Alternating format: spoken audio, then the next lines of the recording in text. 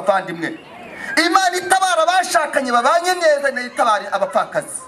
Yabesi Imana imuha ibyo yasabye byose. Ugerageza kwihana icyaha ariko ukabona gihora kikuganza. Ntabwo nzi uruzitiro urimo, ntabwo nzi agahinda uyu munsi ufite kameze nka Yabesi, kameze nka kuriya muhungu nshuti mukundwa. Uyu munsi hari inkuru nziza, nuko hari wo kwizerwa ushobora guhagarika imiyaga yose. Wasenze Imana ngo iguhe umugabo, none uyu munsi arinjira ntumenye ko yaninjiye, ahubwo ni agasuzuguro. Wasenze Imana ngo iguhe umugore, uringinga ati Imana nkeneye umugore, Imana igira ikiramuguha, none uyu munsi uri kumubwira ko ari igicucu nta bwenge agira. Reka nkubwire, hari abataragushijwe n'ibibazo bagize bagasenga Imana yo mu ijuru ikabumva, uyu munsi bakaba bari kugushwa n'ibisubizo Imana bahaye mu isengesho basenze. Imana itugire neza cyane. Mbese wari wabona umujura bamufashe? Ninde wigeze ubona umujura bamufashe? Wamubonye nazamura ikiganza ukabona baramufashe bamutaye muri yombi. Akenshi bakunze gufata ipantaro cyangwa bagafata mu shati baniga. Uzareba ukuntu bari kureba, buriya bameze atyo dayimoni wamujyanye bari kuvuga ati ni mukidihe, ni mukinige, ni mukinige, ariko kandi nawe yagize gute, nawe wamujyanye, maze abantu nabo bagatangira bakadiha, abandi bagakurubana, abandi bakagenza ukundi. Imana mu ijuru biri kubwira marayika ati wabohora umuhungu wanjye sha, nimugende mu mutabare rwose, nimugende mu mutabare. Burya hari igihe bafite umujinya ukabona umuntu araje ati niko nimureke ariko nimureke muze tumujyane kuri ribu, mureka tumujyane kuri polisi. Burya uwo muntu ni marayika de, Imana ibije gutara umuntu wayo. Hari abantu bameze batyo, buriya bari abantu bibwira ko baneshejwe n'ubwo buzima. Nta mujura n'umwe wanezezwa n'ubuzima arimo. Ariko reka nkubaze, wanezezwa no kugira urugenda nijoro ukabona umuntu ku nzu y'abandi ukagira ngo ni umusekirite, ijoro ryose ameze nk'imbwa ara kabonemo arahengereza, yakumva agakomye akiruka akagira ngo ni nyururugo. Utekeza ko wanejejwe n'ubwo buzima, hari indi mbaraga imuboshye. Hari abandi bantu bari hano batwumva bari hirya no hino batitaye ku Mana yabaremye.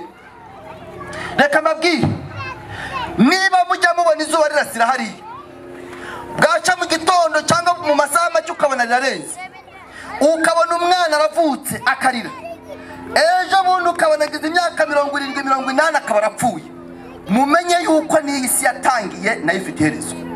Ubyemera ubyange ifite iherezo. Ubuzima bwawe nabwo bufite iherezo. Mwene data nkubwire, sinzi umunsi sinzi igihe, ariko nawe uzapfa nkuko n'abandi bagiye. Dufite imbaraga z'umubiri. Satani yaje mu isi atazanywe n'ikindi keretse kuzana imibabaro n'urupfu. Abatategeye ku byaha yabategeye mu bukene, abatategeye mu bukene yabategeye mu bupfubyi, abatategeye mu bupfubyi yabategeye mu gutandukana kw'abashakanye, abatategeye aho yabategeye mu kazi kabo, yabategeye imitego myinshi. Ariko turanezerewe kuko imbaraga zawe ntizirakurwa muri iyi si, ziracyayirimo. Niyo mpamvu natwe turiho tubasha kuvuga. Nirijwe mvuga ni kubera ubuntu bwawe, uhabwa icyubahiro. Ndagushimira ku bwa bene data n'abashiki banjye bumvise irarika ry'Imana, bumvise kugira neza kwawe. Hari bamwe muri bo bafite intimba mu mitima bamaranye igihe z'imibereho yabo badafitiye igisubizo, yewe n'isi yaburiye igisubizo, ariko uyu munsi bamenya amakuru y'Imana ya Isiraheli. Wabanye natwe mu mwanya washize ndetse no mu bihe byashize. Uyu mwanya turi kumwe, dufite ibyiringiro bikomeye yuko ukomeza no kubana natwe. Uduhe umugisha wawe rero, nge uhagaze imbere y'ubu bwoko, umbabarire gukiranirwa kwanjye, umpa amagambo akwiriye y'ubwenge ahuje n'ubushake bwawe. Ibyo wifuza kubwira bari kuri uyu musozi, nge nciye bugufi ngo mbe igikoresho cyawe wikorera umurimo. Ndagusaba rero imbaraga z'umwuka n'iz'umubiri, kandi riteraniro urigoteshe igicu cyawe cy'urukundo n'imbabazi, maze umwuka w'Imana binyuze mu ijambo ryawe anyeganyize inkuta zose z'imitima yacu, maze tukubera abana wishimira bitegura gutaha mu gihugu cyo mu ijuru, mu izina rya Yesu, amen. Birakwiriye yuko ubanza kuryumva ukamenya ngo mu Kinyarwanda baravuga ngo iki. Iyo rero wihutiye ngo buriya mu buryo bw'umwuka bashakaga kuvuga icyo utarabyumva mu Kinyarwanda, uba witegura rwose kuza kugwa mu mutego w'umwanzi.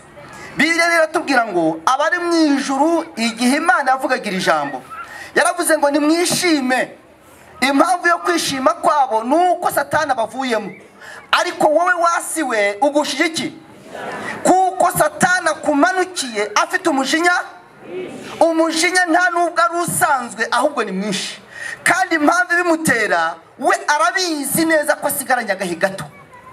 Satani rero waje mu isi ntabwo icyo biri tubwira, ntabwo yazanywe mu isi no kwitegereza ibibaya byiza ngo yitegereze abantu beza, yitegereze. Reka mbabwire, isi irimo ahantu heza rwose, n'aha duhagaze ni heza. Yego, isi irimo abantu beza, uwahagarara hano akareba ukuntu musa abona muri beza rwose.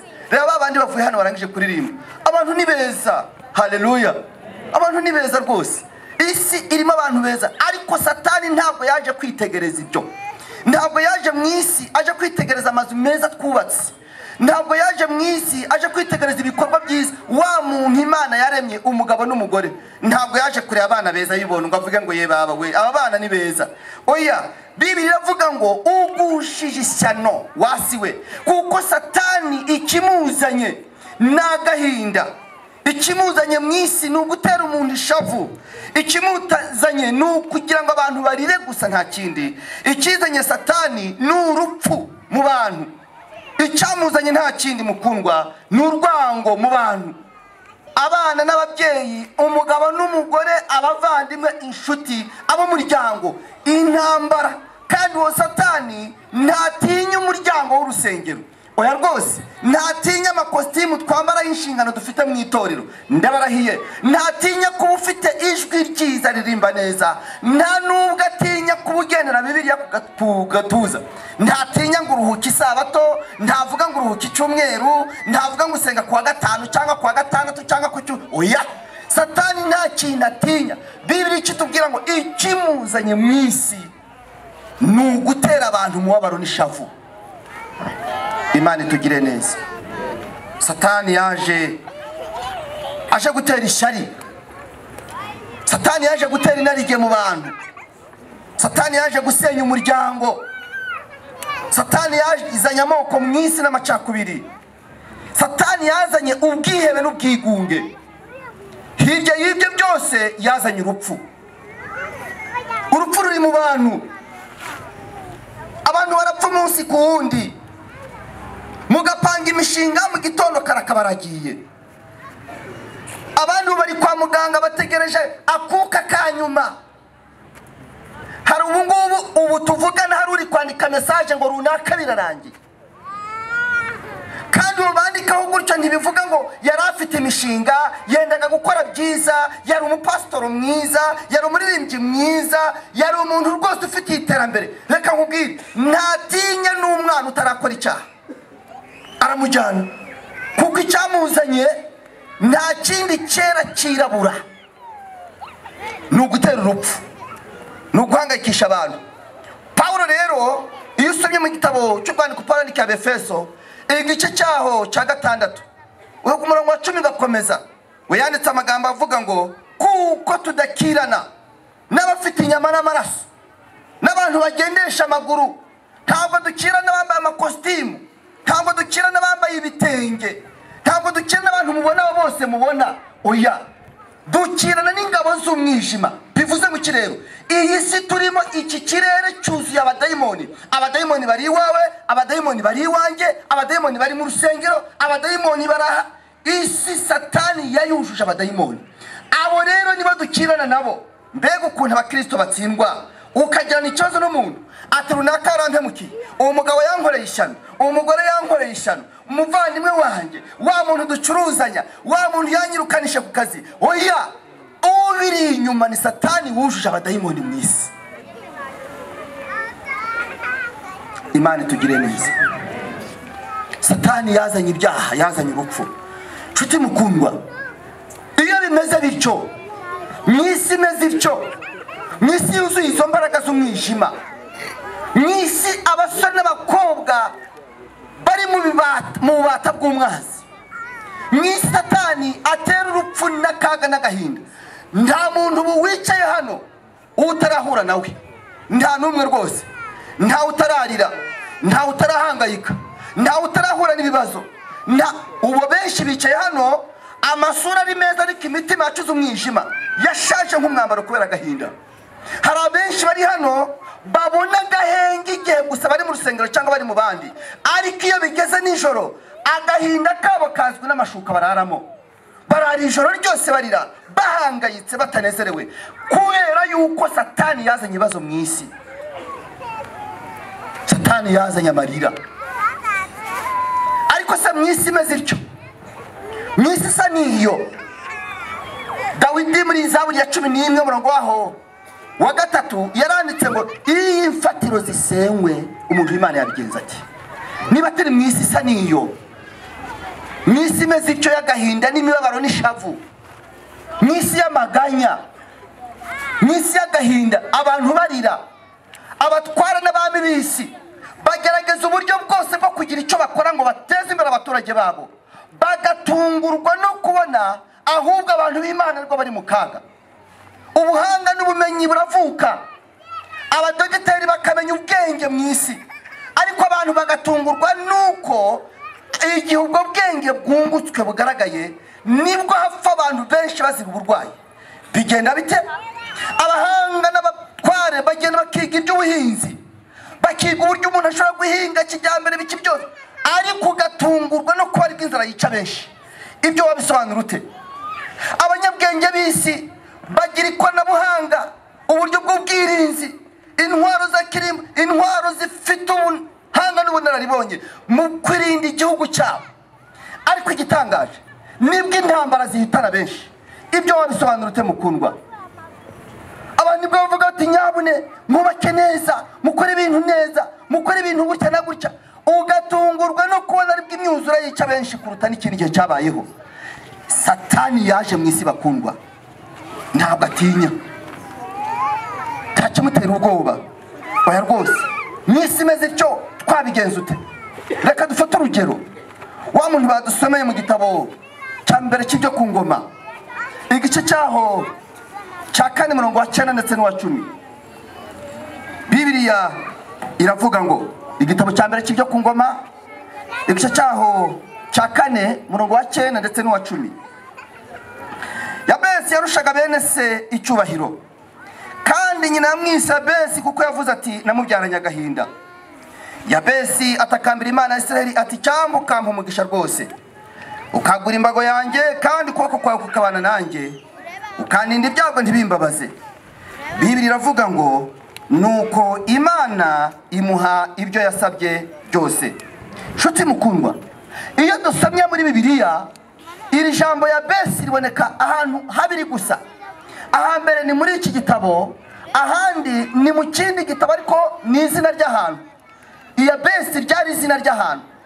Uyu we rero witwa Yabesi nta kindi cyera kirabura Bibiliya yamuvuzeho, ahubwo yavuze ku buzima bwe nabwo muri iyo 20 gusa. Hari abanditsi benshi bagerageje gucukumbura bashingiye ku mateka ya kera. Hari uwitwa Bruce Wilkinson wanditse igitabo cyitwa Isengesho rya Yabesi, wagerageje kugira ibyo avuga kuri uwo muntu, ariko n'ubushakashatsi butagiye buhurizwaho. Kuko Yabesi ubusanzwe izina Yabesi risobanura byago, risobanura agahinda, mibabaro, bibazo. Ni umuntu umeze atyo. Kandi nyina Bibiliya tubwira ngo nyina yamwise gahinda, amwita bibazo, amwita shavu, amwita mibabaro kuko yamubyaranye agahinda. Ntabwo rero mu muco wa kera hirgiyo abagore bitaga amazina abana babo, amazina yitwaga cyangwa se abana bitwaga na base. Ariko byabaye igitangaza ko uyu mwana Yabesi ari nyina wamwise izina, kandi nabwo yamwise izina amwita izina ry'uko yabayeho mu buzima bwe. Ngo yamwise Yabesi risobanura byago, gahinda, mibabaro kuko yamubyaranye agahinda. Kandi abanditsi benshi bavuga yuko nyuma yo kumubyara nyina ahise apfa. Uyu mubyeyi bishoboke yuko yatwaye inda itateganyijwe, kandi uyu mubyeyi yari imfubyi adafite umuryango. Igihe kimwe rero mu gutwara inda kwe, mu bibazo yari afite, mu bukene, adafite umwitaho, n'abakagerageje kumufasha baramuteraganye uburyo bwose bushoboka bwo kuba yakuramo inda ngo uyu mwana amwice, ariko bikanga.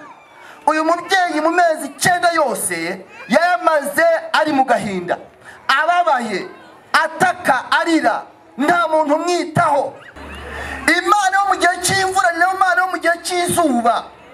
Imana ikora ibitangaza ku manywa, burya ni nayo ibikora nijoro. Imana itabara abafite ababyeyi, ni nayo itabara imfubyi bavandimwe. Imana itabara abashakanye babanye neza, ni nayo itabara abapfakazi. Yabesi Imana imuha ibyo yasabye byose. Inshuti mukundwa, umutima wahoranaga agahinda, umutima wahoranaga ibibazo, noneho uyu mwanya ni umutima wuzuye amahoro. Icyampa Imana ikakuza amahoro no munsi. Ni umutima wuzuye amahoro y'umutima, ni umutima kandi ushima Imana, uhimbaza, afite akanyamuneza mu maso ye, ntabwo yongeye kubabara. Iyo usomye umurongo wa 9 baravuga ngo uyu Yabesi yarushije ab'icyo gihe bose icyubahiro. Icyubahiro ni uko yari afite Imana kandi yari afite ibimukwiriye. Imana ihabwa icyubahiro. Inshuti mukundwa, reka nongere nkwibutse iki. Birashoboka yuko uyu mwanya ubuzima bwawe bwaba bumeze nk'ubwa Yabesi. Ntabwo nzi neza niba bari kunyumva uyu mwanya hari umeze nka Yabesi muri iteraniro. Birashoboka yuko abantu bakubona ugenda n'isura imeze ityo, ariko umutima waracuze umwijima. Birashoboka yuko abantu bakubona ugenda ku manywa, ariko uhangayikishijwe n'imibereho. Ntabwo nzi ikikubabaje. Wenda nawe ugerageza guhatana, ariko ibyo ushaka gukora ntibigerweho. Wenda nawe ugerageza guhatana, ariko imibereho yawe ntijye mbere. Wenda nawe ugerageza kugira ibyo ukora, ariko ukabona rwose biragucika. Ugerageza kubanira umugabo neza, ariko ukabona n'izanduru. Ugerageza kwita ku mugore wawe, ariko ukabona ni ibibazo. Ugerageza kwita ku bucuruzi bwawe, ariko ukabona hari ukuntu bigenda. Ugerageza kwegereza abantu, ariko ukabona rwose ntawe ukwitayeho. Ugerageza kugira ibyo ukora, ariko ukabona imibereho ntigenda. Ugerageza kwihana icyaha, ariko ukabona gihora kikuganza. Ntabwo nzi uruzitiro urimo, ntabwo nzi agahinda uyu munsi ufite kameze nka Yabesi, kameze nka kuriya muhungu. Nshuti mukundwa, uyu munsi hari inkuru nziza, nuko hari uwo kwizerwa ushobora guhagarika imiyaga yose. Haleluya. Hari Imana ishobora kubohora umutima.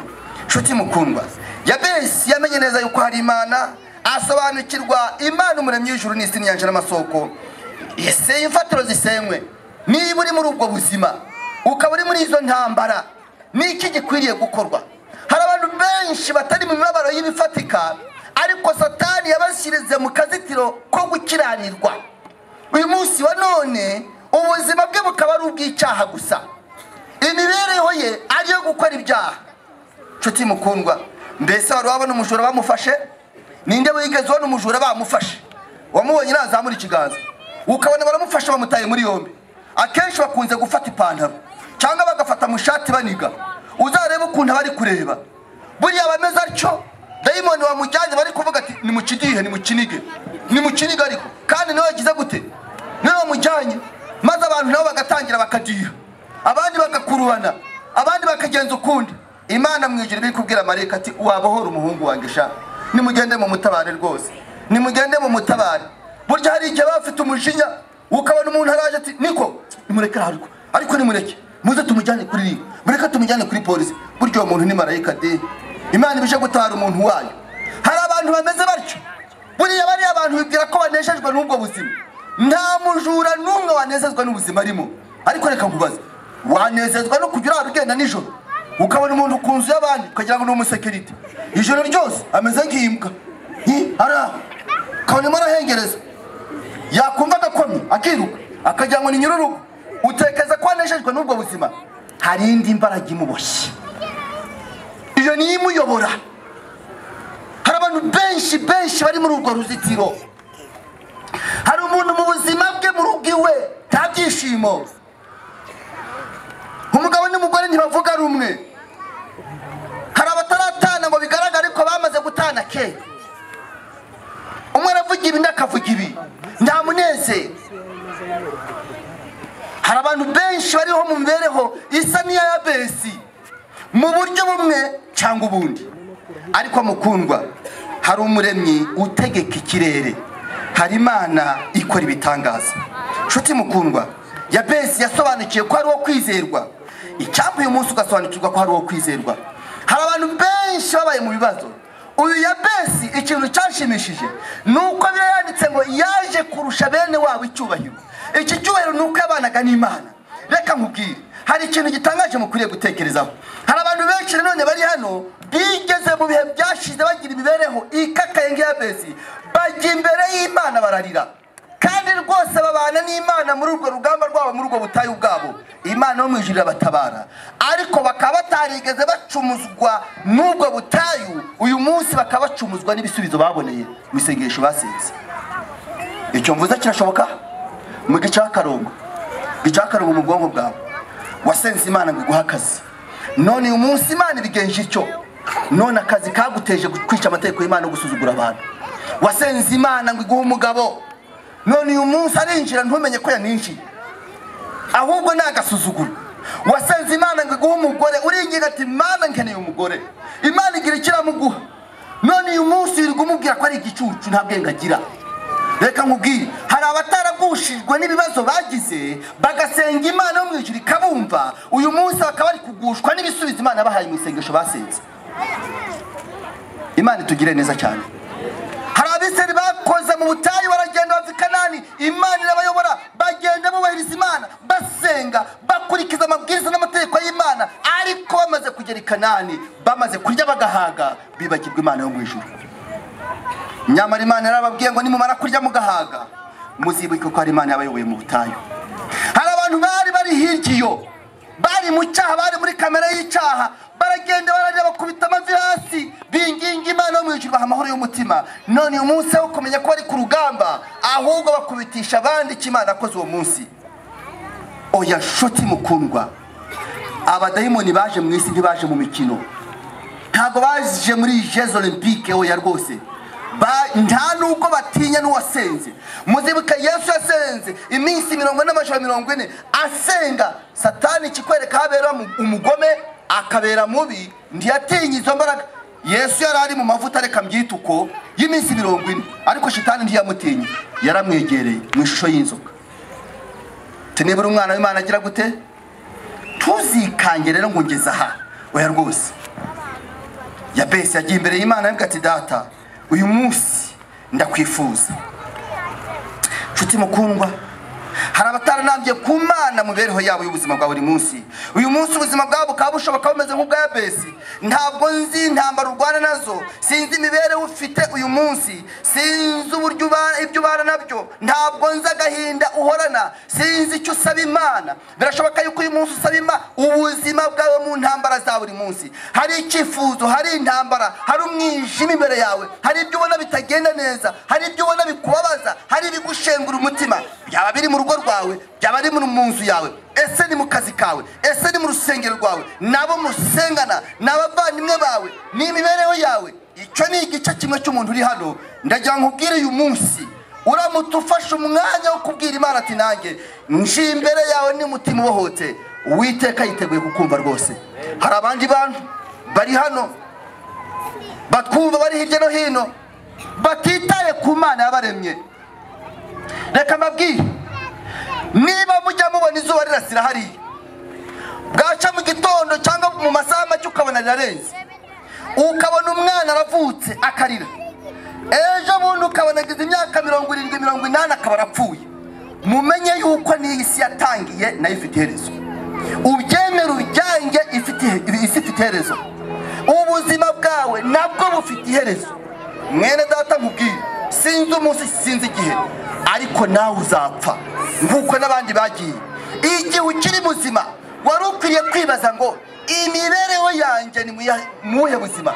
Yabesi yarahangayikishwa n'ibintu bibiri. Hari akabaro k'ubuzima aragotewemo, aho yavukiye muri kavukire abasenga ibigirwamana, ntiyarasobanukiwe n'Imana yo mu ijuru. Nyamara hirya y'ibyo n'imibereho y'ubuzima yari imushaririye rwose. Mwene data mukundwa, reka mvuge yuko bishoboka yuko imibereho y'ubuzima wenda ari uburyo birimo bigerageza, ariko wavukiye muri kamere y'icyaha. Uyu munsi ntabwo wabubaswe n'icyaha, ukabubaswe n'ubusinzi, ubusambanyi bwarakugejeje kure. Hari intambara, kubeshera abandi ibinyoma, kuvuga ibyo utabonye n'ibyo utumvise. Ibyo byose bikaba ari ikibazo. Ukaburirimba, ukabubwiriza, hari ibikugusha neza, ariko Imana yo mu ijuru ikabikwitegereza, ikabona usa n'utariho, ejo bundi bazahamagara biteguye gutaha mu gihugu cyo mu ijuru ukabura mu izina ryawe.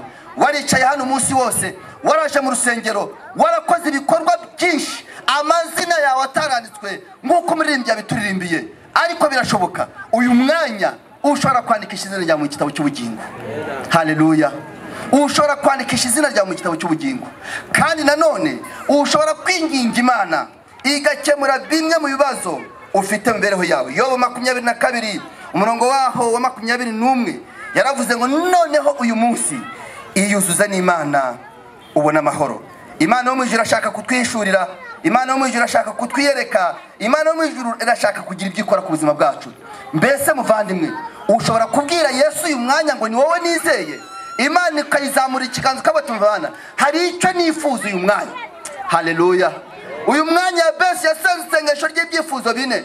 Ntabwo nzi wowe ibyo ugiye gutanga, ariko tugiye gusenga isengesho naryo rishobora guhindura amateka. Haleluya.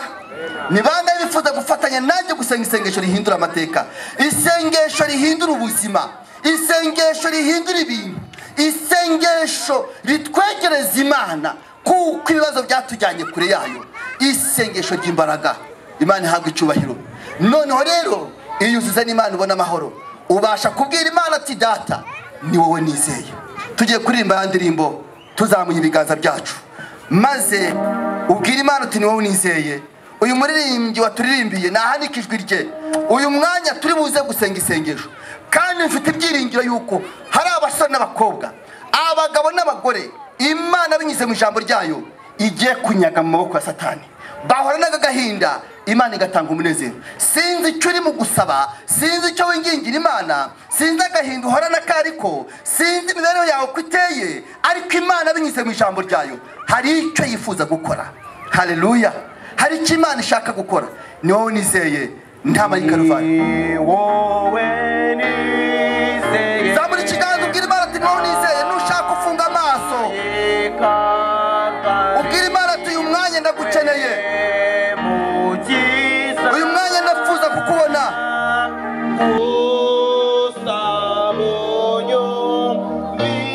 Ndagusaba ndakwinginga, dore hari ibyingo se, hari ibinteranye nawe, hari byinshi byandandukanyije n'Imana, ariko uyu mwanya ndashaka kukubona.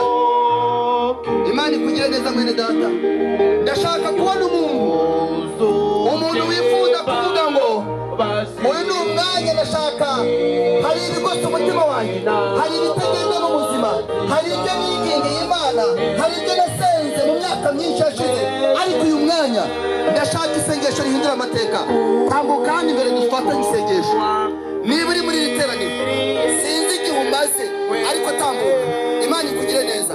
Hagarara hano, Imana ikwiteho, Imana ikugire neza. Ngwino mwene data, niba hari ndagusaba kuze, Imana ikurebe neza, Imana ikumugisha, Imana ikumugisha, Imana ikugire neza, Imana ikugire neza. Uyu ni umwanya w'isengesho ry'amateka. Birashoboka yuko wabona ari ibisanzwe, ari bya bintu, ariko ntahamagara abasore bakobwa, muvanye waguze muwarekare wiginga Imana. Uyu ni umwanya tugiye gusenga isengesho ry'Yabesi. Imana ikumugisha. Birashoboka yuko wabayeho mu buzima bw'ubupfubyi, ukabona nta mugisha, nta byiringiro, ariko naje kubwira ko hari Imana ihindura amateka, hari Imana ibohora umutima, hari Imana ishobora guhindura ibintu. Imana ikugire neza kandi Imana ikumugisha. Imana ikwiteho muvandimwe wanjye. Hakurya yuko ari ibidasanzwe mu buzima bwawe, isengesho rihindura amateka, isengesho ritandukanye n'imbaraga y'ikibi, isengesho ryerekana ibyiringiro, isengesho rishobora gutanga ibyiringiro mu bugingo. Imana ikugire neza. Tambuka nawe. Yabesi yaravuze ngo icyampa ukampa umugisha rwose, icyampa ukuboko kwawe ukabana nanjye, icyampa ukangura imbago yanjye. Mbese urashaka ko Imana ibohora ubuzima, Imana ikemura ibidakemutse, igendesha neza ibitagenda neza. Imana ikugire neza.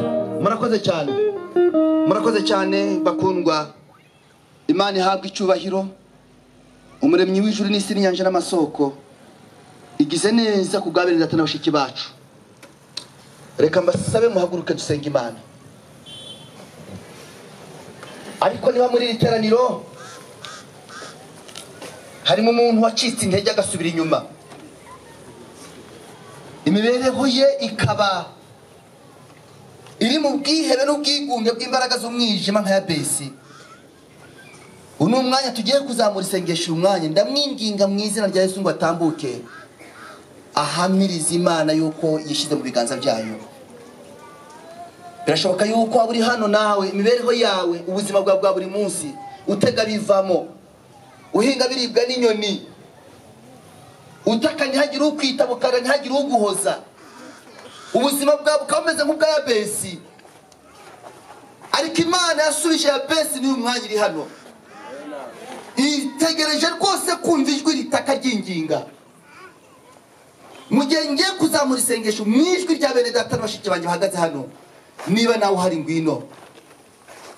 Igice cya gatatu cy'indirimbo, tambuka. Yesu abahora ubugingo bwawe. Niba uhari muvandimwe wanjye, ngwino dufatanye isengesho. Imana iguhe umugisha. Yego mwene data, Uwiteka akugire neza, tandukana n'imbaraga y'ikibi. Imana iguhe umugisha mubyeyi, Imana ikwiteho ikugire neza. Imana ikwiteho mubyeyi, Uwiteka yite ku cyifuzo kiri mu mutima wawe. Imana ikugire neza, Imana ikongerera imbaraga mu bugingo. Imana yite ku cyifuzo kiri mu mutima wawe. Reka mbasabe muzamure ikiganza dusenga Imana. Imana Data wa twese, umuremyi w'ijuru n'isi n'inyanja n'amasoko, izina ryawe nirihimbazwe. Ntacyo dufite cyo kuvugira imbere yawe, turatsinzwe. Dufite imbaraga z'umubiri. Satani yaje mu isi atazanywe n'ikindi keretse kuzana imibabaro n'urupfu. Abatategeye ku byaha yabategeye mu bukene, abatategeye mu bukene yabategeye mu bupfubyi, abatategeye mu bupfubyi yabategeye mu gutandukana kw'abashakanye, abatategeye aho yabategeye mu kazi kabo, yabategeye imitego myinshi. Ariko turanezerewe kuko imbaraga zawe ntizirakurwa muri iyi si, ziracyayirimo. Niyo mpamvu natwe turiho tubasha kuvuga. Nirijwi mvuga ni kubera ubuntu bwawe. Uhabwa icyubahiro. Ndagushimira ku bwa bene data n'abashiki banjye bumvise irarika ry'Imana, bumvise kugira neza kwawe. Hari bamwe muri bo bafite intimba mu mitima bamaranye igihe z'imibereho yabo, badafitiye igisubizo, yewe n'isi yaburiye igisubizo. Ariko uyu munsi bamenya amakuru y'Imana ya Isiraheli, Imana umuremyi w'ijuru n'isi n'inyanja n'amasoko.